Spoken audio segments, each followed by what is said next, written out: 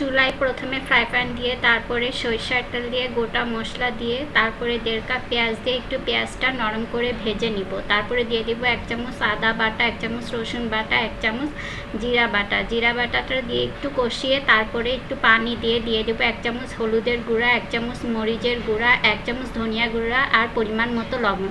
তারপরে ঢেকে আমি খুব ভালোভাবে মশলাটাকে কষিয়ে নিব।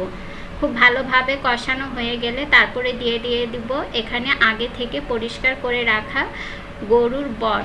তারপরে আবারও সব কিছু একত্রে ভালো করে মিশিয়ে ঢেকে এটাকে আমি 15 মিনিট কষিয়ে নিব। এতে করে সম্পূর্ণ মশলাটা বটের ভিতরে ঢুকে যাবে। খুব ভালোভাবে নেড়েচেড়ে এখন দিয়ে দিব পরিমাণ মতো গরম পানি। গরম পানি দিয়ে আমি এটাকে 1 ঘন্টা 30 মিনিট ঢেকে রান্না করব। 1 ঘন্টা 30 মিনিট পরে ঢাকনাটা তুলে আমি একটু নেড়েচেড়ে তারপরে দিয়ে দিচ্ছি 1 চামচ গরম মশলা। তারপরে আবারও নেড়েচেড়ে এটাকে আমি 20 মিনিট রান্না করে নিব। 20 মিনিট পরে ঢাকনাটা তুলে কয়েকটা গোটা কাঁচামরিচ দিয়ে নেড়েচেড়ে চুলা থেকে নামিয়ে নিব।